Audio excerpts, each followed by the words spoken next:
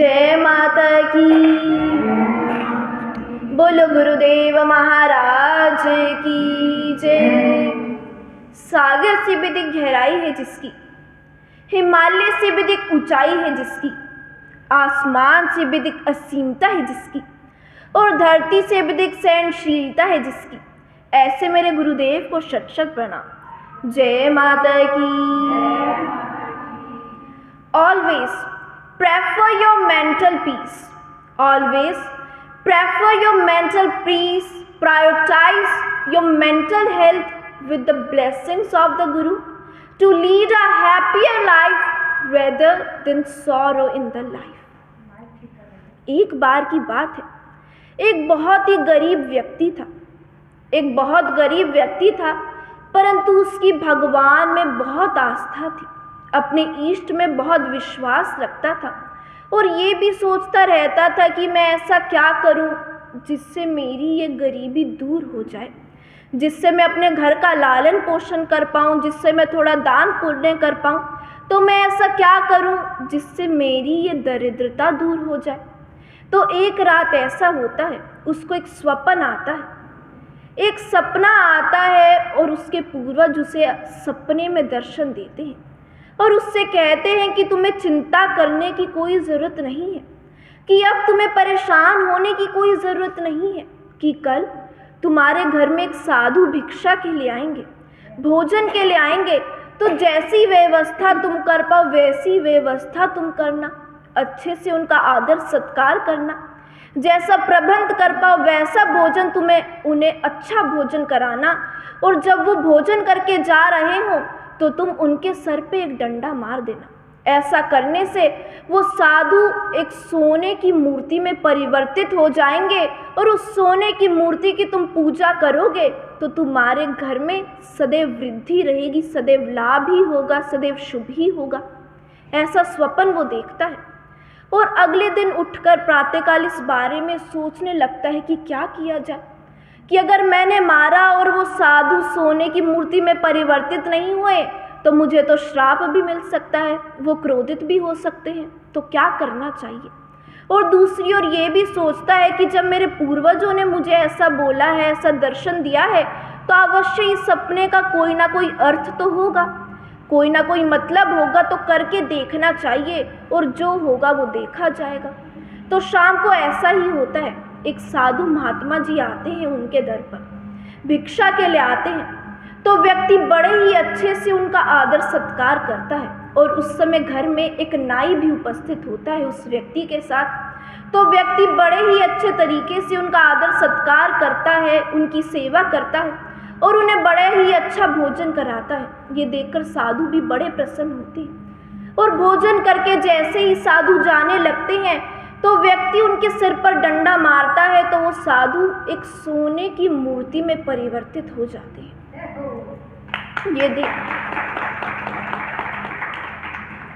ये देखकर वो व्यक्ति बड़ा ही प्रसन्न होता है और नाई जब ये देखता है तो बड़ा ही हैरान हो जाता है कि ऐसा कैसे हो सकता है।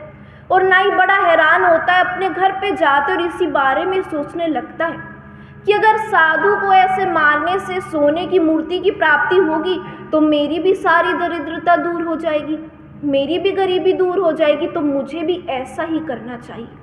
नाई अगले दिन सुबह जल्दी उठता है, प्रातःकाल उठता है और एक साधु की खोज में निकल जाता है, एक महात्मा जी की तलाश में निकल जाता है कि आज तो मुझे भी अपनी गरीबी को दूर करना है। और एक साधु को अपने साथ लेकर आता है कि आज आप मेरे घर पे ही भोजन कीजिए। और जैसे व्यक्ति ने साधु का आदर सत्कार किया था वैसे ही आदर सत्कार करता है, वैसे ही उन्हें उन साधु को भोजन कराता है। और भोजन करने के बाद जब साधु जाने वाले होते हैं तो नाई एक डंडा लेता है और साधु के सिर पर मारता है और ऐसा मारता है कि वे साधु वहीं मर जाते हैं। और ये देखकर सोचता है कि अरे ये क्या हो गया, कि उसके साथ तो ऐसा नहीं हुआ था, मेरे साथ ऐसा कैसे हो गया। ये देखकर अपने गुरुदेव के पास जाता है और उन्हें जाकर सब कुछ बताता है कि जब उस व्यक्ति ने साधु को मारा तो वो तो सोने की मूर्ति में परिवर्तित हो गए, परंतु जब मैंने मारा तो मेरे साधु तो मर ही गए, तो ऐसा कैसे हो गया। ये सुनकर गुरुदेव ने कहा कि उस व्यक्ति पर कुछ भगवान की माया होगी, कोई भगवान का आशीर्वाद होगा, परंतु तुम तो कभी भगवान को याद ही नहीं करते। और तुम्हारे लालच के कारण ही ऐसा हुआ कि वो साधु तो बेचारे केवल भोजन करने के लिए तुम्हारे घर पर आए थे, परंतु तुम्हारे लालच के कारण वे भोजन ही उनको महंगा पड़ गया।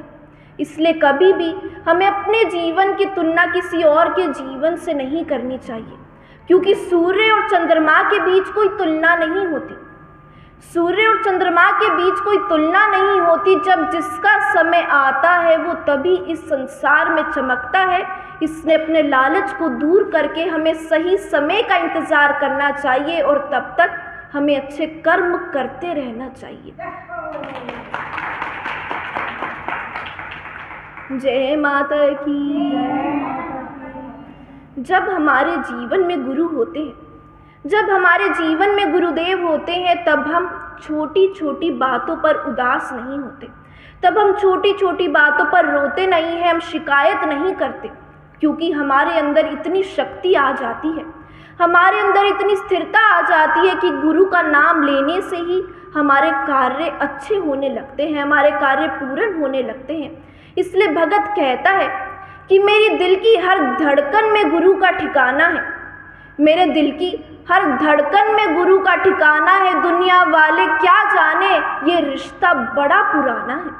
तो माता पिता का साथ तो केवल एक जन्म का होता है, परंतु गुरु और भगत का साथ तो जन्मों जन्म का होता है, जिसे कोई तोड़ नहीं सकता और बड़ा पुराना होता है। ऐसा ही साथ हमें अपने गुरुदेव के साथ बनाना चाहिए, ऐसा ही प्रेम अपने गुरुदेव के साथ हमें लगाना चाहिए और सारे संदेह को छोड़कर, सारी शंका को छोड़कर हमें विश्वास की स्थापना करनी चाहिए। बोलो गुरुदेव महाराज